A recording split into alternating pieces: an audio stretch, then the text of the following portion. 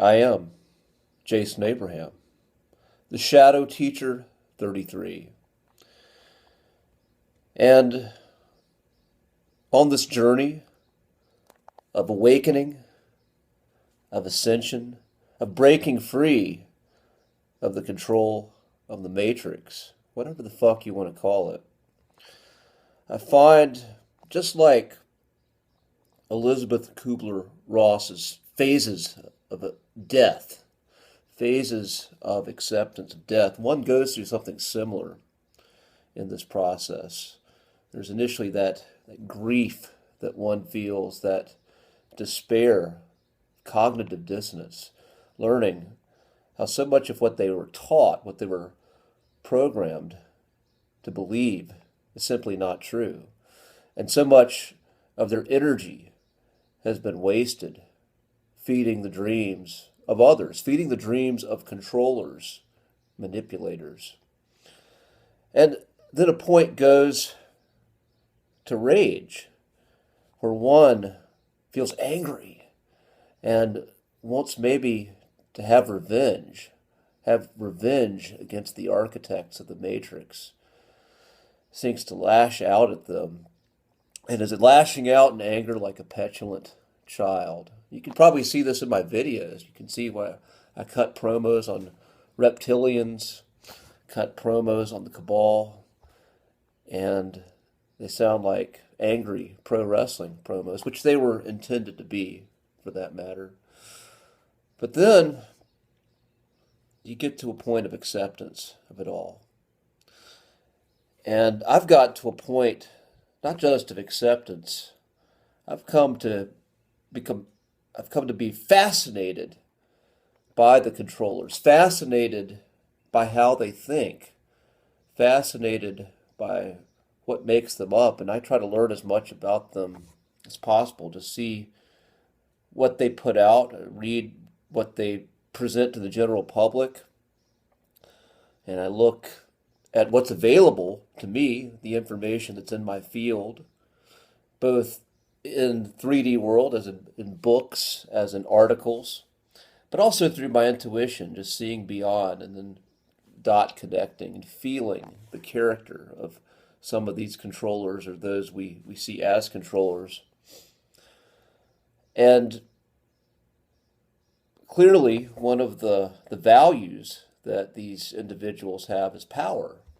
And I remember on my quest for my musical dream, I was a big Kiss fan.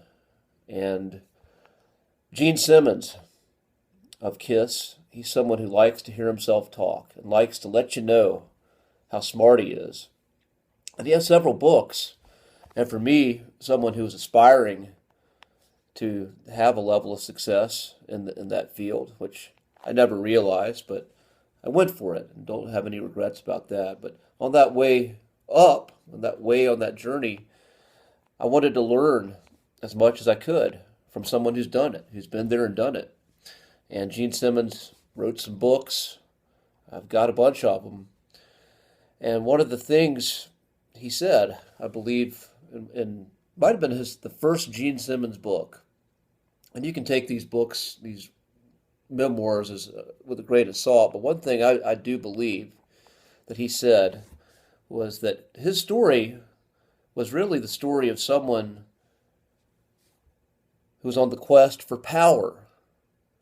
It was power that he sought. More than money. He likes money, he loves money, but it was really power that was the driving force behind him doing what he did to get where he needed to go for that dream to come true. And I am fascinated by power, how it works, the mechanisms of power. And clearly power is a driving force in all of these globalist controllers. And a great principle of power is perception. It's Maxwell Maltz book, which is all about confidence and self-esteem.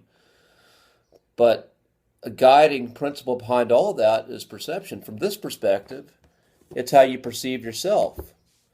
perceiving yourself as being worthy is the key to being sovereign. Having authorship over your own story. That's what sovereignty is. Ownership, authorship.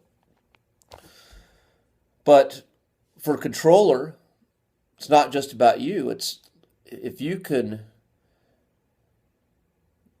have power over as many other sources as possible, then harness that power for your own ends.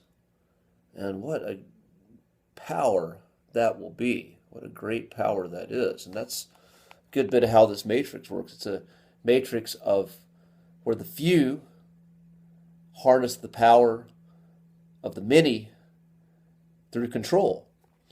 And perception is a key mechanism of that. If you can control one's perception, if you can manipulate one's perception to believe what you want them to believe, then their mind, their energy, their spirit becomes yours.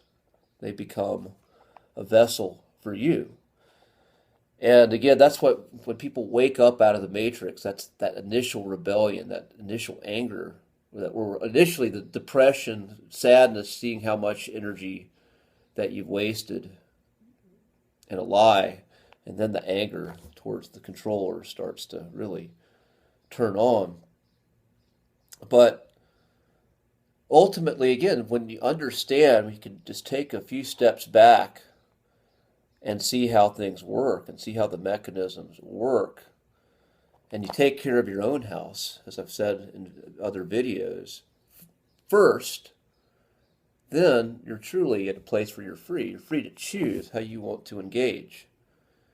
When you understand power, they say, what is it, the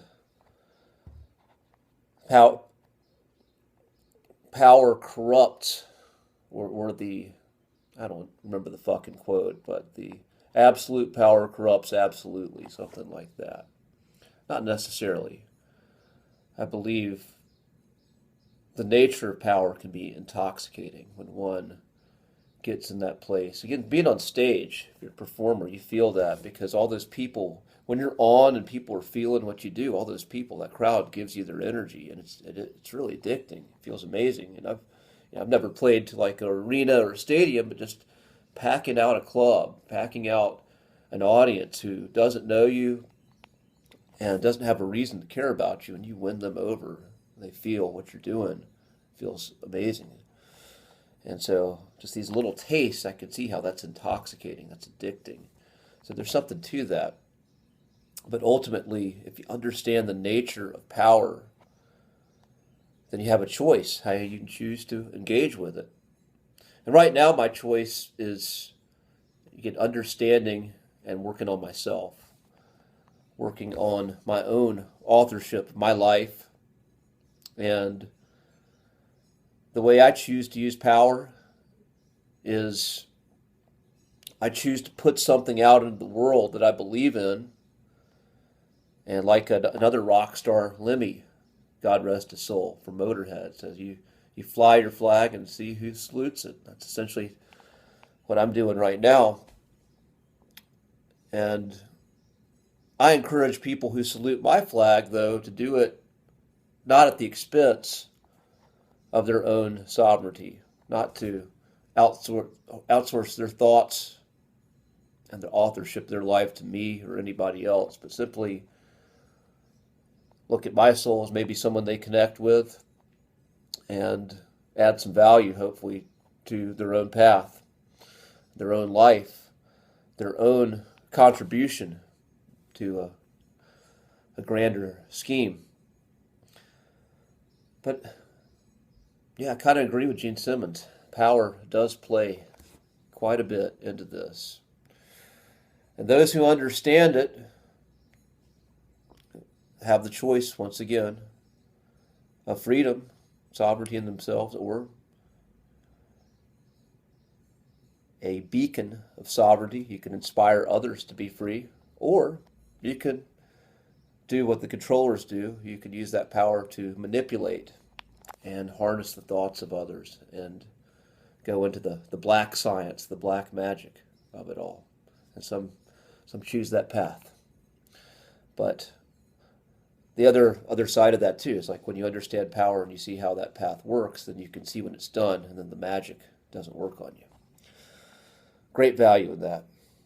So with that being said, I'm going to get my morning on. I'm going to drink my coffee and go about my day as a coach, coaching other people in person, helping them see the strength within themselves and connect with that. And I hope you get to do that in your own way. And I'll see you on the other side. Be well.